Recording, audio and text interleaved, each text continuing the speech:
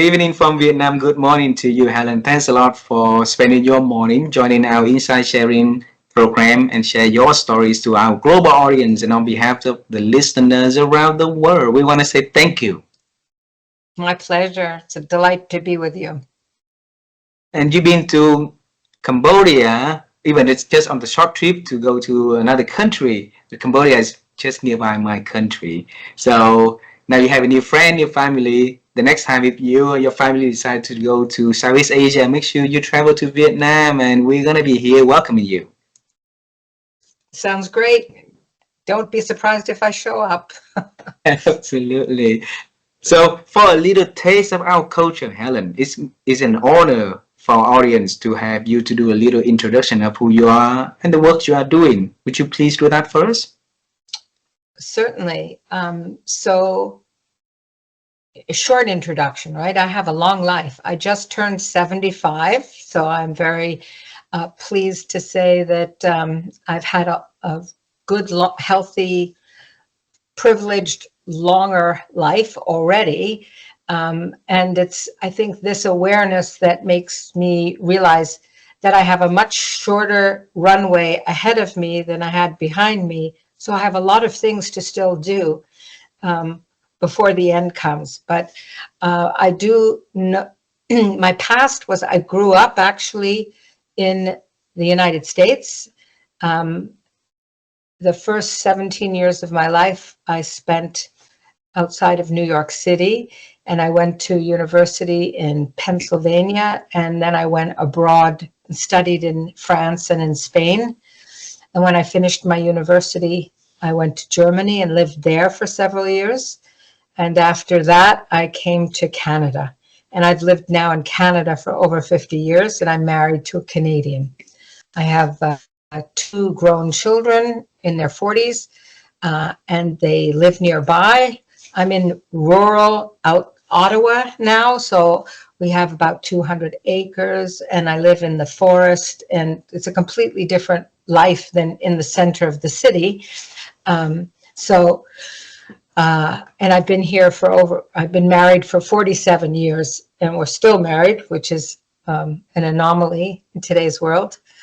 But I spent most of my career and most of my life surrounded by young people. I was an educator, and I started off as a teacher, and then I became a principal of a secondary school. At the time, many women didn't have these jobs, so everything was a struggle. But then I was a principal, and I was also heading up an organization called the Ontario Principals Council, which we began and started in 1998, and I was the president in 2002. And then when I concluded that year, I went to be the head of a girls' school in Ottawa for several years. At the end of that, when I was there, though, I did a lot of innovative work. For instance, I went with the students, they were all girls, to Cusco, and we did the Inca Trail, but we did social service, community service in the city of Cusco. And usually the head of the school wouldn't go, but I would go because I like trekking in the mountains. And then another year we went to Mount Kilimanjaro in Tanzania, and we helped build a rural school at the base of the mountain. And then when we didn't finish it, but when we finished our job there, we climbed Kilimanjaro. And I did that in, I think it was 2006 or 2008. And it was on that trip that I decided, okay, my life's going to change now. And I stopped working for money and started doing not-for-profit work for the next 10 years or so. Well, for the rest of my life so far. I mean, I've been working and doing a number of different things. I worked with Jane Goodall for 10 years. I was also the chair of her board, and did a number of projects and whatnot with her. I did work with the Canadian Executive Services overseas, where I traveled to Bolivia, for instance, and to Honduras, where I would give communication workshops, or all sorts of different kinds of workshops in Spanish to the people living there.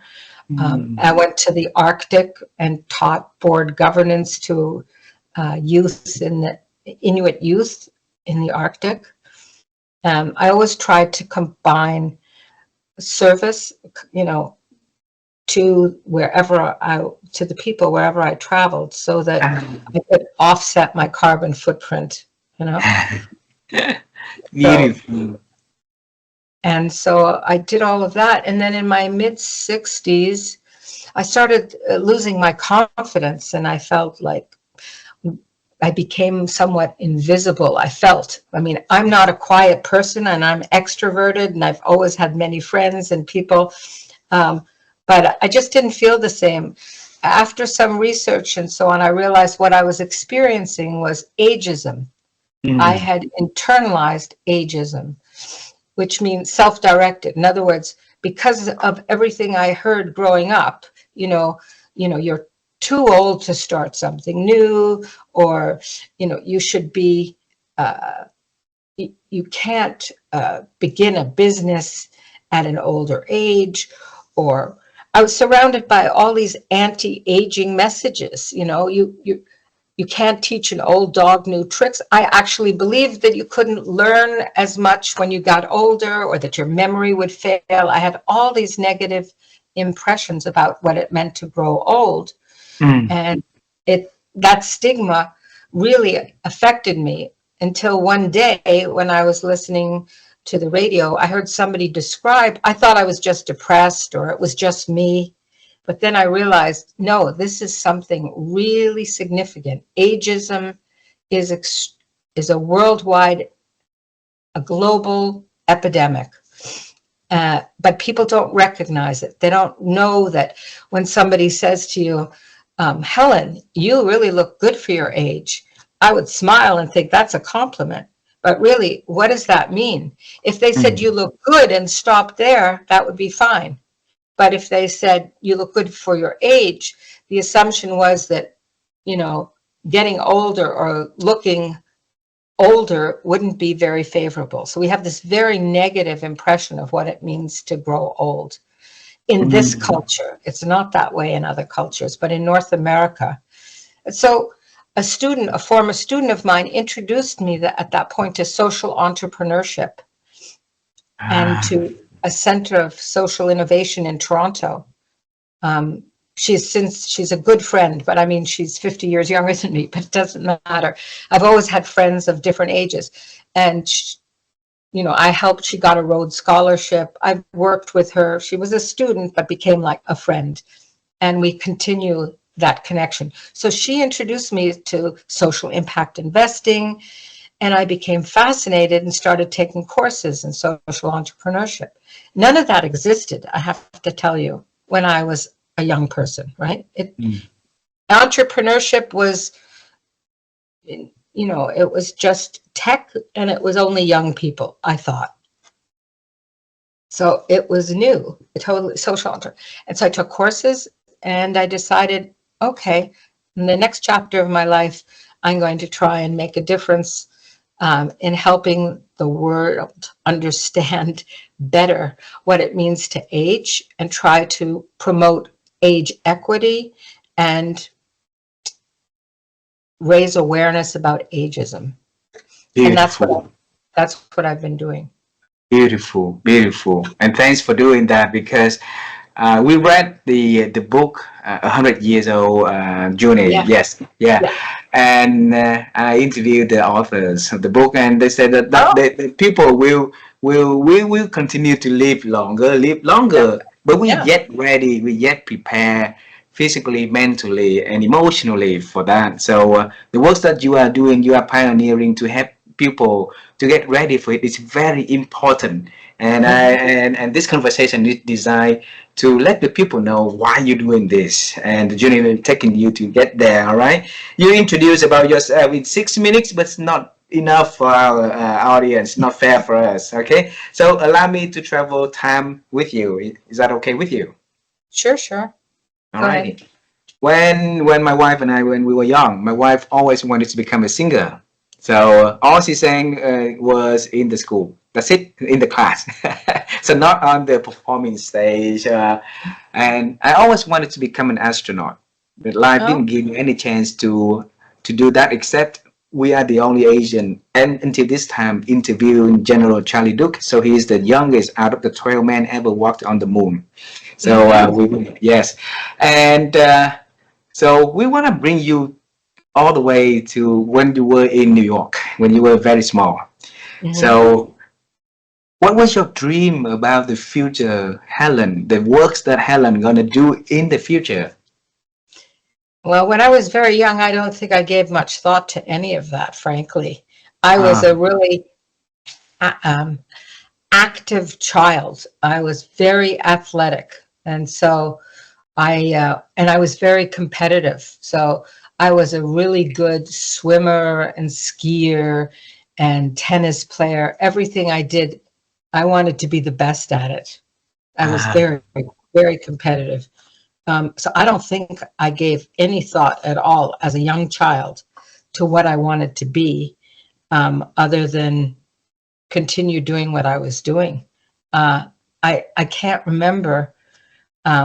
It's only later that I think I realized when my parents started sending me abroad to learn French, and they sent me to Switzerland when I was 12 or 13. I realized that what I wanted to do was to travel, and mm, I wanted to speak many languages. And so I did pursue that, in that I learned to speak French, German, and Spanish fluently. I mm, studied them in high school and university, college. Um, and I went abroad in my third year of university to France and to Spain, and I studied there. And then, of course, when I was there, I traveled everywhere in Europe. So you have to imagine, so this is the 1960s now that I'm talking about. Um, and travel wasn't that common. And if you mm, traveled anywhere, it was usually contained, and Europe was very exotic at the time, whereas today, Europe is not so exotic. I mean, going to Asia would be more exotic, or the South Pacific. But I was also of a generation where I didn't have that much choice. I was told I could be a secretary, a teacher, or or a nurse. Those were really the three professions that were open to women. Of course, they did other things, but my father never expected me to do anything, and he tried to encourage me to take education courses, but I refused to do so. I didn't want to be a teacher. So when I ah, think, so when you talk about dreams, so maybe in my high school years, I was thinking I wanted to be able to travel and to work. And the only thing that came to mind was to be an interpreter. ah, But honestly, that probably wasn't what I wanted. What I probably was thinking of was I probably wanted to be um, uh, some person a diplomat or something like that. But that wasn't even in my realm of possibility. So I never thought of that. It's only in hindsight now that I realize maybe that's what I really wanted to do, but it never entered my mind. So I didn't even think about it that much. What I did do is I learned languages, because I realized that by traveling, if I wanted to travel, it's much better to speak the language that the people speak, because I can get so much more out of the culture, and I'm not inconveniencing them to have to speak my language. And so that had huge benefits. That really had the greatest influence on my life. The fact that my parents were uh, uh, survivors of the Second World War, of the Holocaust, and they depended very much on being able to speak English or other languages in order to survive. And they mm. never trusted anybody or anything after those experiences, but they wanted for their children to be able to have options too. So they encouraged my brother and I to learn languages, which I Wow. did. So that's Yeah. the reason why. And then so I really wanted to travel. That was very interesting, because I like to learn about other cultures and so on. But I met some Germans. So you have to understand that I never met a German before, and I never saw a program on television that had anything to do with Germany, because it was always about the Nazis and about the, and my parents turned off the television. They didn't want us they didn't want us exposed to it because they had been so touched by it. And if you think, I was born 3 or 4 years after the war ended, you know, that's all. So it was still very close. So in the 50s, you know, whenever you saw a picture with a German in it, it was a Nazi or so. So my imagination of whatever Germany was terrible. It was probably not realistic. But when I was at college, I met a German, and he was wonderful. He was a lovely person, and we played tennis together, and we played squash together, and he'd drive me back home to New York. And as a result, I met many Germans, and I decided, much to my parents' disapproval, that I wanted to go to Germany when I finished. So I went to Germany. The only thing I could do to sustain myself was to teach English, which was the last thing I wanted to do, but I had to do something. So that's how I got into education, was by default, not by design. Wow. So what did your parents say when you went to Germany and stayed there for a couple of years? They weren't pleased at the start, but they knew that they had met many of my German friends, and they were very very understanding, and they were very liberal in their thinking. Fortunately, they never said to me, "You're forbidden to see that German or do anything or go away or whatever." They never said that. And after 2 years of being there, they actually came to visit me, and they had never ever been in Germany in their whole lives. At that point, they were in their 40s or 50s or so, early 50s, and they came to Germany to visit me and to be with my friends, and they had a very favorable impression of how things had changed. So That is wisdom right there. What did they decided to go to Germany and visit the country? well, they only to see me. It's like you Only to going to see visit you. your children in Seattle. They had no interest in Germany. They just wanted to see me. So they went. Yeah. So they came to Even visit. Yeah. even though there's a lot of courage that they put out, Oh, yeah. given the background, everything, there's a lot of love right there, Helen, and that's why, no doubt that why you and your children and your grandchildren is very close to one another, right? Yeah. Yeah. Family is everything, was everything. So I wasn't, so that's how I got into teaching. And then when I was in Germany, after a few years, I met somebody who encouraged me to come to Canada. And so I came to Canada, and I couldn't stay here. I had to study because I couldn't get a permit to be a resident or anything. So I studied in French to become a teacher, because I'm in Ottawa, which is a bilingual city, and the only faculty of education was at the time for secondary school was in French. So I knew French. I didn't know French Canadian. It was a very different language, but I took the courses in French, and I became a teacher. I have no regrets, even though I thought I wouldn't want to be a teacher. I became Wow. one. Because that was the question that I would ask, why did you decide to go to Canada? So I'll have to change the question a little bit, okay? So because you travel the world, you travel so many places. So why Canada for that many years? You mean now? Well, I ended up Yes. marrying a Canadian. That's why. That's simple answer like that, right? Yeah, simple, very simple. I was in Canada for a few years, and I met him, and I had a job here, so I stayed here. And at the time, the relationship between the United States and Canada was good. Although I came at a time when a lot of Americans came to Canada to avoid the Vietnam War in the early 70s. So I just stayed. I mean, it was a good place to be. I had a good job. I had many friends, and it wasn't too far from where my parents were in New York. So I could get on a plane, and I had to get on 2 or 3 planes at that time, but I could get home, and I visited very often, and they came here. Yeah. So as a teacher, and then you grow up your career there, went to many places, do many beautiful projects at the same time, can travel and exercise, right? So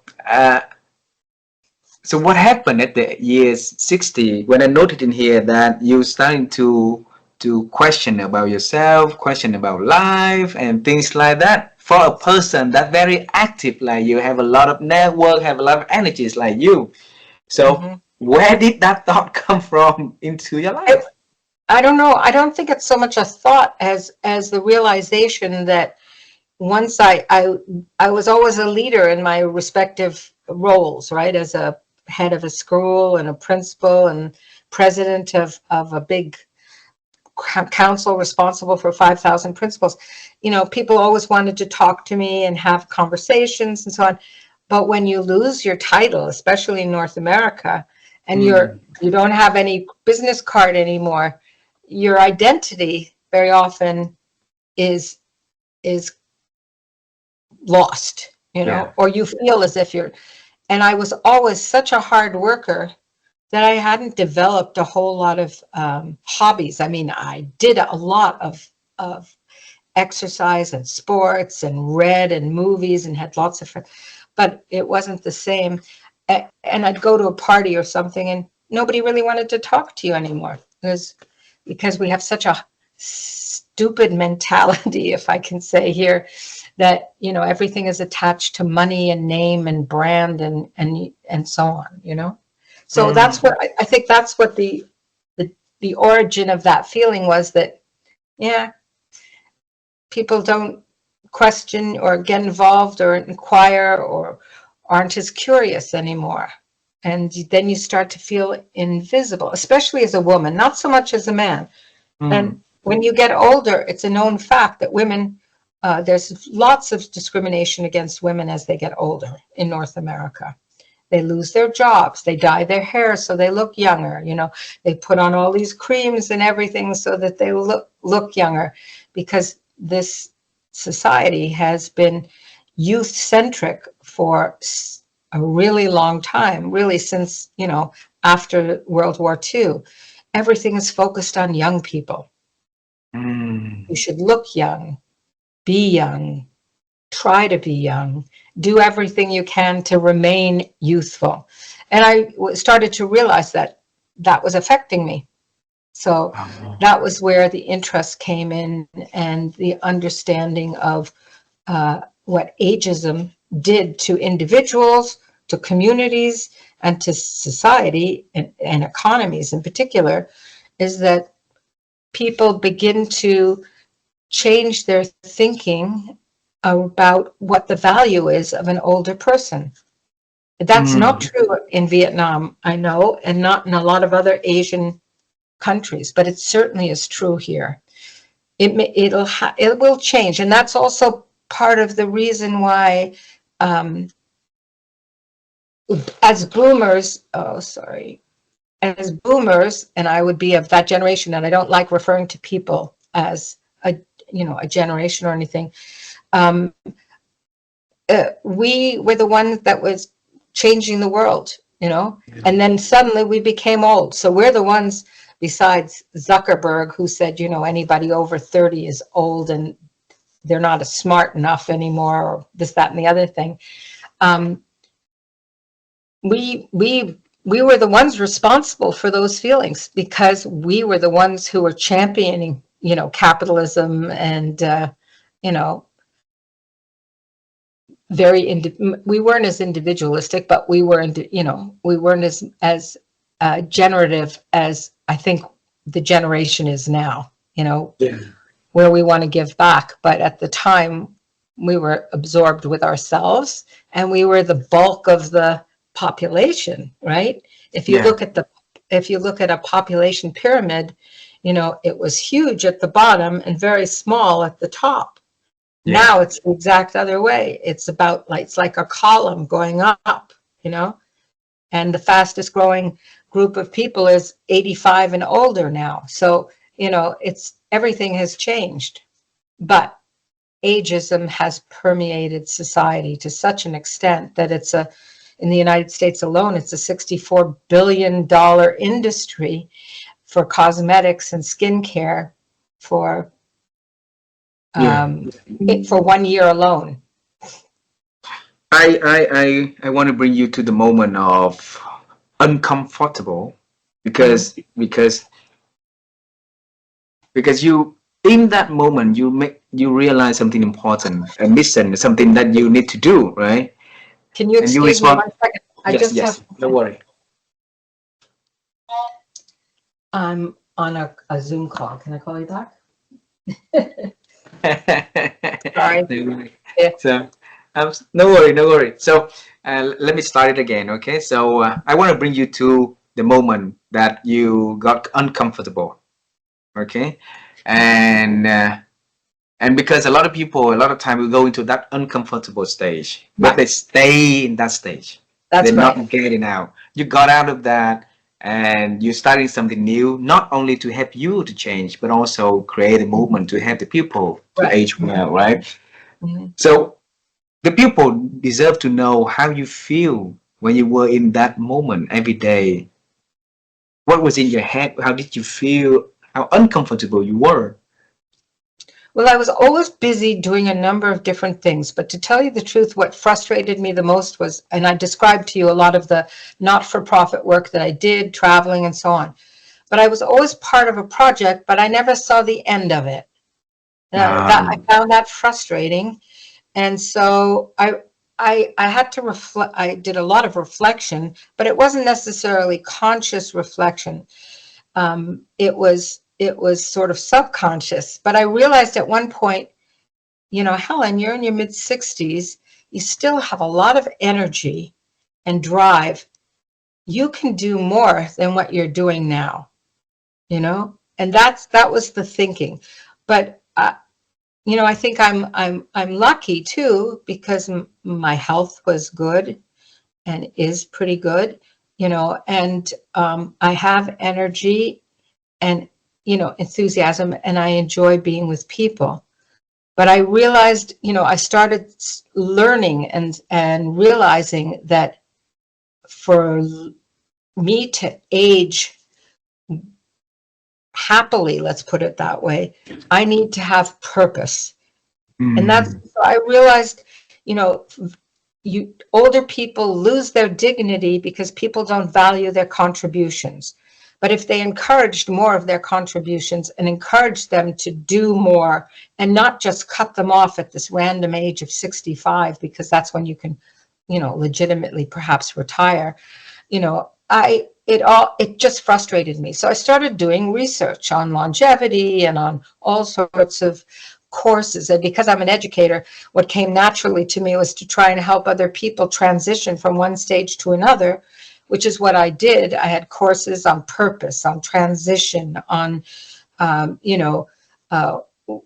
what are the characteristics of longer lived happy individuals. And so I started developing these courses and offering them online. Again, a lot of it was during COVID. So I did a lot of it online. But before COVID, I did it in bars. In the evening, I'd offer courses. I was focused very much on the entrepreneurial mindset. That doesn't mean that you have to become an entrepreneur, but there are certain competencies that you need that are good for everybody at any age. Yeah. But there are certain things like spotting opportunity or taking initiative.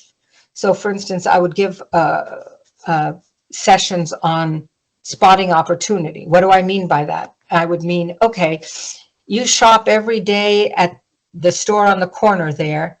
Today, you're going to make a point of going across town and shopping at another store. Notice the differences. Notices where, what's new, what's different. Where are the opportunities? Talk to people on the corner. Speak to the cashier. Talk to the person in produce. And think differently. Try to get out of the box. Mm. Those are the kind of things that are really important, but most people don't do it. If you go to work every day a certain route, take another route. What do you notice on the corner of that street? maybe something will give you an idea of something that you want to pursue. Maybe you see a beautiful mural on a wall and you think, oh, I could do that. Or I could make a painting, or I could start, you need to think outside the box. So, I would do a lot of different exercises. I developed courses on the entrepreneurial mindset, and I Beautiful. offered it to those people who were willing and interested. So that's how I started. But the initial, and the reason I named my business Top 60 Over 60 is because of what I still want to do, but I got sidetracked. And that was to have events, or one event, let's say in my city, just to make it simple, in Ottawa, that we would have nominations for people who are older, who are making meaningful contributions to their communities, to their places of faith, or to their, ethnic groups. It wouldn't matter what, but who were over the age of 60, so that you could raise the profile with young people who could start to think favorably about growing older and not fear it the way I did, for instance. So I wanted to highlight the extraordinary, ordinary individual. And that's what I will try to do now in the near future, is try and find some sponsors or something, because I think that's what we need in society. We need role models. Yeah. And we don't need role models of men and women who make millions of dollars, because that's not possible for everybody. But every individual can contribute meaningfully to his or her world, wherever it is. Whether it's bringing in cats and dogs from the neighborhood and, helping them survive, or, talking to children in schools. I really believe in the need for intergenerational connections. Beautiful. Yes. So that people don't have conversations and they can bridge those gaps. Beautiful. Yeah. So I held conversations over Zoom among different generations, and they worked wonderfully well. And what I found out was that young people love talking to older people, but they don't know how to get started, and they don't know. They're intimidated. They think, oh God, they're too young. Nobody's going to be interested in me. But that's not the case at all. So, you are a very determined person, with a driven person with purpose. So I'm sure that whatever you set on the horizon, you will accomplish that. I'm noting here in this notebook is the word purpose. It's important. And it's important because a lot of us living every day at different age, in their lives, don't have purpose at all. So you at the 60s, you redefine your purpose again and redefine your new values. So I would like to pick the wisdom in there, because at 60 years old, you redefine what purpose for Helen, and what value is going to be different totally from 40, different totally from the 20s. So this is the first time I asked this question. So at that time, what was the process for you to redefine your purpose? Well, it happened, organically in a way. I started investigating. I started doing things. I told you I met a student who introduced me to social entrepreneurship. And my natural inclination was just to go back to education and schools and do something in that area, which I could have done. But I felt like I've done that. And really, essentially, what I am doing now is I'm just extending that. Instead of, I was always focused on maximizing the potential of my students and my staff. Now I'm just looking at maximizing the potential of people as they age. So it's really, it's not such a big difference. The purpose, perhaps when I was younger, was to survive. So I had to work and I had to do something, and I chose something that I loved doing. I loved being in education. And then I've always loved what I've done. And I've always had the luxury of not having to work longer than I wanted, simply because I worked and had a pension. Not everybody's as privileged as that, So with a pension, I could afford to do things differently too. I didn't have to be 65 and looking for work in a supermarket because nobody would hire me to do anything else, you know. Yeah. So, so, um, so so it evolved into, you know, this new kind of movement, and I started getting networked on LinkedIn and talking to people, just like you're doing, talking to people. I mean, I know people from all over the world, and now that COVID's over, I'm starting to meet them. But it's been an incredible journey. It's so enriching, and it has given me, you know, it's it's educated me to help others realize that the first and most important thing is you really need to be connected socially. It doesn't Mm. have to just be family, it can be friends, but you need to be with social connections. That's when the first things that goes, and loneliness and isolation is the most dangerous thing and shortens your life by several years. Yeah. And So, it's scary for me when you say that the young generation looked at the generations older than them and think that they are less of the values, or to so many different assumptions right there that prohibiting the connections, right? yeah. And Mhm. and they're forgetting the fundamental thing is one day they get to that stage That's also right. themselves, Yeah, right? And then now they push them, they physically and mentally put themselves away into that edge. So instead of connecting into the next generations to understand the wisdom, learning from their life experience, how beautiful it is, right? So what could we do to well, have I think there's a lot we can do, actually, really a lot. And I think you're in a great position to do that. And I'd like to talk to you some more about some things that we could maybe do together. But I really think please? that first of all, the research is very clear. Children who have a connection with their grandparents, for instance, are much less ageist than those who don't. So there are many studies that have shown that children as young as 3 already have very uh, negative beliefs about what it means to grow old.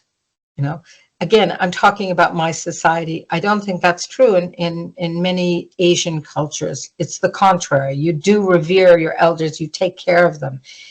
We have something that's called age siloing. You know, you put people away in a retirement home when they get old because you can't take care of them anymore. I mean, to me, that's shameful. But I understand that it may be necessary if somebody needs certain kind of care. However, my Indian friends said they'd be embarrassed to tell a friend that they put their mother in an old age home because they couldn't Mm. take care of her. So we really have to change that notion of fearing growing older and looking forward to growing older. And we can only do that if we can show younger generations that, in fact, there's a lot that one does throughout life, not only at the beginning of life. Mm. But children absorb the messages of their parents, the parents who will say, oh, watch out, don't run into that old man, he might fall over. Just by Mm. saying that to a child, they think, oh, old, be careful. They're vulnerable, they're frail, uh, Mm. or anything about they're dependent, or that's the common notion. If you look at street signs in this country or in the United States, you'll see pictures on yield signs with an old man and an old lady with a cane walking across the street to say you're in an area where there are maybe a retirement home. Or all of those impressions are very, very, very significant. They show old people every time as weak and Mm. vulnerable. So we have to become more aware of these kinds of images and the stories that we tell children, Oh my so, God. you know, Mm.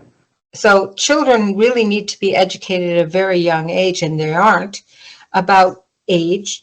And the other thing is that your children and my grandchildren are going to have lived 30 years longer probably than I have a chance to live. The average life expectancy for a child born today is 100. That's an average. So they're going to live to 120. There is no pressure. There should be not so much pressure to do everything at the beginning of your life. You know, work, have a family, enjoy the family, have enough money to be with your family, take a sabbatical, go back to school, learn something new, start a new career. All of these things are going to be the new norms moving forward. But today, we still think with a 20th century mindset, learn, earn, retire. And that's not realistic anymore. Yeah. Retire, you could be alive as long as you were working for another 40 years. And what are you going to do? Nothing? Sit around? It's crazy. You need to Mm. keep working. And we have to change policies and procedures in governments and in jobs to enable people to continue to work and to contribute. But right now, it's very difficult. We can't get insurance. You can't get there are a lot of things that need to change. But all of that is starting to happen very slowly. Mm. And yet people still adhere to, the old belief that, in your 60s, your time of working is up. But you have the opportunity of doing what I think you are doing. You're taking time. You're going to live in New Zealand for a few months. And then you'll come back and you'll evaluate, what did I think of that? Or do I want to do something different?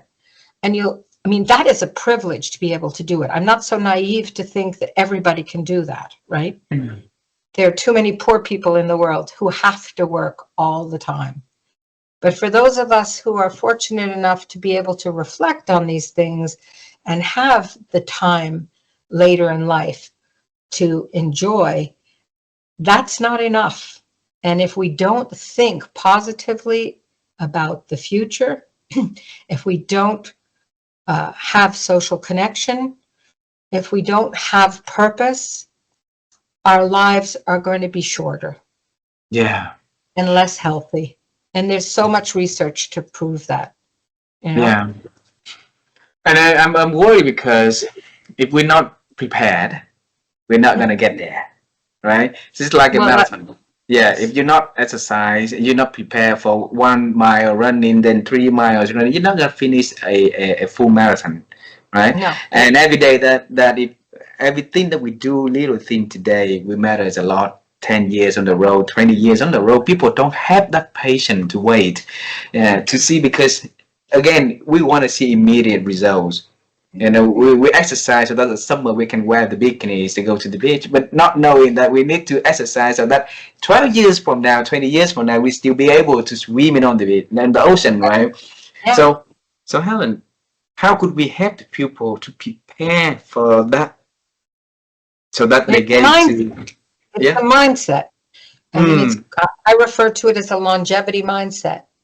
Okay. A longevity mindset means that you are thinking that and knowing that your life is going to be longer than what your parents or grandparents were, and therefore you need to be prepared to understand that is the new normal.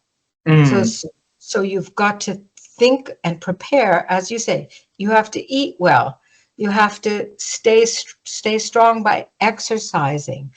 And by exercising, I don't just mean walking or cardiovascular. You need strength exercise. And that's the one thing that they've shown can make a difference at any age. You can start at 70 and start working out. You don't have to run marathons, but you can take some heavy weights and you can do some exercises 2 times a week, 3 times a week. You will improve your strength. And that's what you need as you get older, is you need to keep those muscles in shape so that they can keep your body upright, so that you can pick up the groceries, so that you can help a grandchild get up when they fall down. You need your strength. So you need to eat well. You need to exercise. You need to stay socially connected. You have to continue to learn and grow mentally. And you need to find purpose.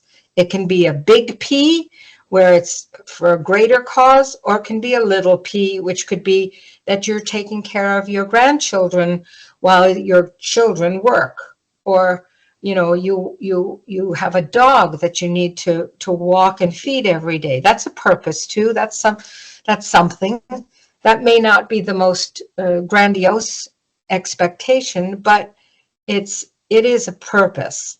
But Beautiful. you need to have purpose, Mm. and it doesn't have to be a grandiose design. What I'm doing is really ambitious. I recognize that, but as you said, I'm driven, Mhm. and not everybody is, but I want to make a difference in a significant way, and I have started to see that by the comments I'm getting, when I speak, or people come up to me and say, I had no idea that my brain. So I do a lot of brain research and talk about the brain, and your brain peaks at age 30. But that doesn't mean the learning and that you can't continue to grow. There are Mhm. different types of intelligence. It's called crystallized as you get older. When you're younger, it's fluid. We need both of those in the world. And that's Yeah. why the workforce should be multi-generational, because we have different, operating systems in our head as Yeah. we change. And we can continue to learn forever. There's no expiry date on productivity or on creativity. In fact, you get more creative as you get older. Yeah. Imagine the world, how beautiful it is, how creative it could be if different people, different background, different age, right? Coming together and share ideas. How Yeah, beautiful we can, we can make human flourishing. How beautiful that's we my, can create something, right? yeah, that's my Yeah. dream. Yeah. I have two last questions for this conversation today. All right. Sure. And I note Mhm. a lot in my note in here that you mentioned the word think a lot. Yeah, reflect. Yeah. Mhm. Yes, yeah, think. Because my wife and I, we've been on the quest to help people to improve their ability to think. We have a fundamental belief that our thinking capability these days has been diminishing because too many noises, too many problem out there that are affecting our ability to think. So every chance we be able to talk to amazing people that who are great thinkers, we ask this question, and hopefully whoever picked up the answer will be able to find something informative for them to reflect, to think, to learn, and to apply. And that is where their transformation process will begin. Right. Mhm. So the question for you, Helen, is how have you been growing your ability to think over the years?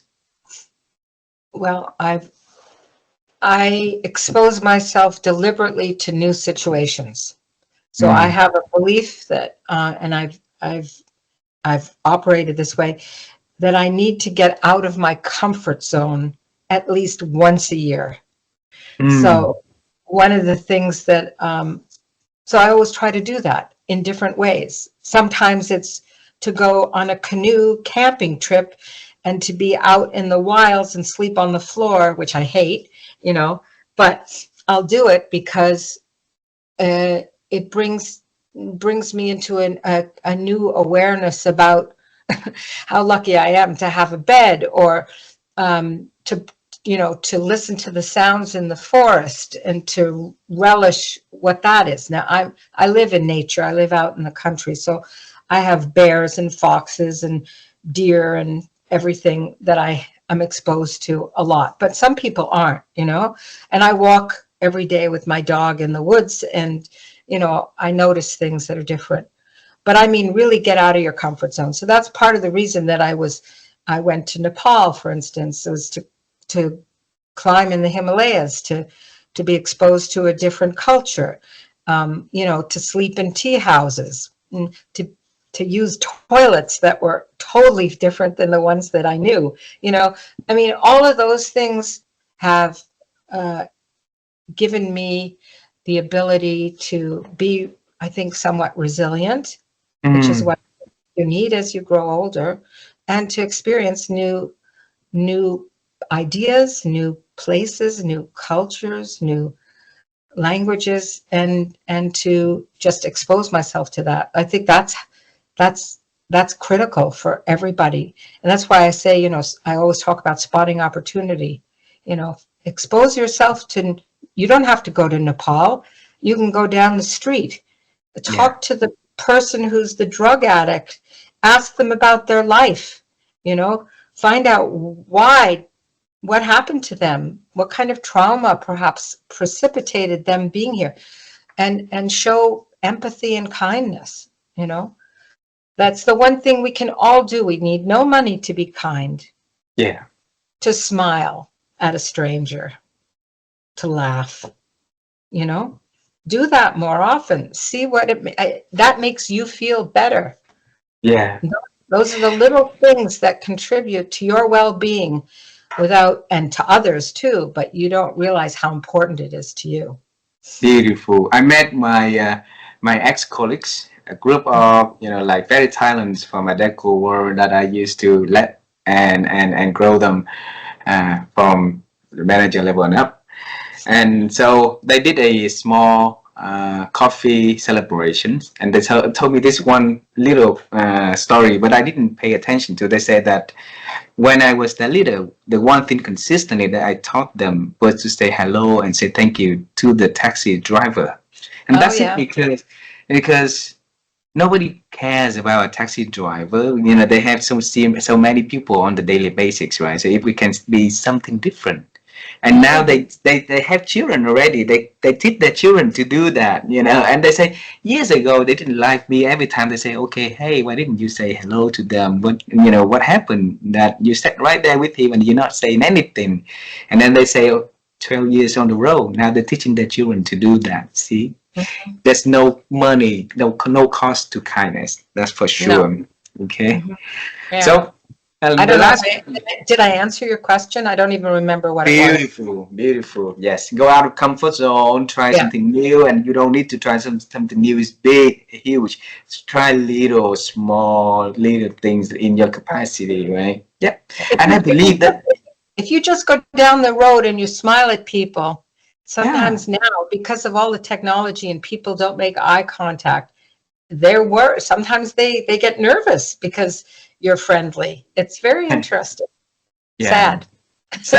Yeah. But I believe that humans, we are in nature, we want to be connecting to one another. So it might be not working for this time being, but in the future, in the short, they will see the shortcoming, they will change. It's something better. All right. Yeah. The last question, Helen. We traveled the past. We understand you was an athletic person. You went to your mother was so clever to put on the ad to send you to Switzerland at 12 years old for you to learn French, right? And you had the courage to travel to many different countries and stay there. And now you had the courage to change the notion of having people to be aging better, aging healthier, and have the purpose in their life. That's very beautiful, because we are going to need to see the life expectancy for people getting longer. So if we're not equipped now, by then we're not ready for sure, right? And it's even more devastating if we're not ready by then. So it's better off to have something to do now. And thanks for leading the change, for pioneering that. Okay, the last question is about the future, Helen. So it's not fair we don't talk about future. Okay, travel too much of the past already. So is there anything exciting you are working on in the coming months, in the near future, that exciting you want to share it with me and the audience, so we can celebrate with Helen in advance? Well, I've been writing a book. But it's not finished yet. It's finished. It's I need to edit it, and I'm writing it with somebody, so it's more complicated. So there's that. The other thing, as I said, I would really like to get a top 60 over 60 program started, so that it could be continued in different places, and people could begin to see the value that so many older adults provide for society, not just for. The other reality is our economies are going to depend on older adults becoming part of the economy or staying in the economy because populations are declining so quickly. We don't have enough people to replace us. So we need to understand that we need to continue to work and contribute, but it doesn't have to be the same way. It doesn't have to be 5 days a week from 9 to 5. It could be twice a week this week and 3 times a week next week, or half days, or I mean, there's got to be more flexibility, especially for older people and younger people. You need more flexibility. And the world, and that's what we have in common, really in common, a young person raising a family and an older person taking care of their elders. We all need flexibility. So things, so I look forward to those changes. I see them starting to happen, but not nearly enough yet. We're still stuck in our old ways. So remote work is great in some cases. I think we miss out a lot on being solely remote because you don't get to meet people. And how are you going to meet people and get married and have children if you never see anybody? But having children online. Yeah, having children online, I don't think that works yet. That's next. But so those are the things I would like to celebrate with you in the future, is getting some, even something like a deck. I would love to find a sponsor who understands, because they need to understand that older adults are of value. They're a strategic imperative to businesses. So you need to continue to train them. You need to continue to help them become what you need. And the only reason they aren't is simply because, at age 55, you say, oh, he's not going to be around for in 5 years. I'm not going to train him. Well, that's wrong. Train him. They want the professional development. They don't necessarily want to leave. They love what they do. And many people's social world revolves around their work now. It's not just, outside of work. It's your work colleagues that are your friends. So Rome it's not built overnight, right? So so I hope that on the journey that you are doing, you will have a lot more people joining to make that journey more meaningful, more beautiful, and more exciting, more energy for you. And you are, like I said earlier, you are a determined person, very driven. You will make it happen. And on that day, you let us know. So we're gonna give you a bit of applause from this part of the world, okay? Well, you can help me. That's all I can Absolutely. say. Let me know what I could do. I would I'll love tell to you. do. Sure. Okay, Yeah. Helen. Such a pleasure to know you. And like I said earlier, it's feel like I've been knowing you for a long time already. So this conversation is easily to get and get connected with you. You make me feel really comfortable to have a conversation. And thanks for providing that pleasant moment together. Yeah. It goes both ways. Yeah. You have a wonderful day. Tell your family I say hello and give them a big kiss and big hugs from Asia, okay?